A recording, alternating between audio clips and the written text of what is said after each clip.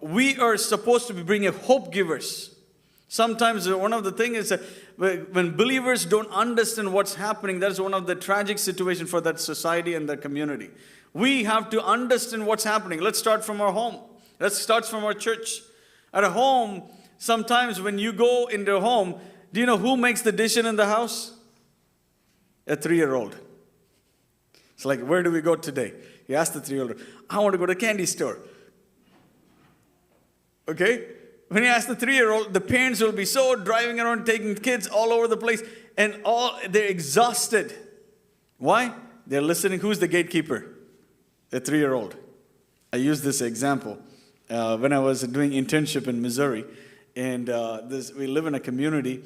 There's 2 churches I was helping. One is the inner city church, one is the suburban church. Okay, and the inner city church, we have a lot of unreached people group in that inner city area, and we had a bus ministry. And in that bus ministry, we normally on Saturday have 400 children comes to our kids program, okay? And so this community, there's huge joblessness, crisis. In fact, I want to tell you, I was not used to this kind of lifestyle, but because of the calling for ministry, I was placed in this community I was ministering. It's nearby St. Louis, Missouri. Okay, and the first day, this gives you perspective of the community I was living in. And the first day, they asked me to move into that neighboring home. The inner city church was there. Our house was across the street. And when I was living across the street, the bullets were going through in the neighborhood. And in the house, there's bullet holes in the walls. You can see it. That's a community we were living in. Teenage pregnancy, youth, the gangster violence was up in the rise.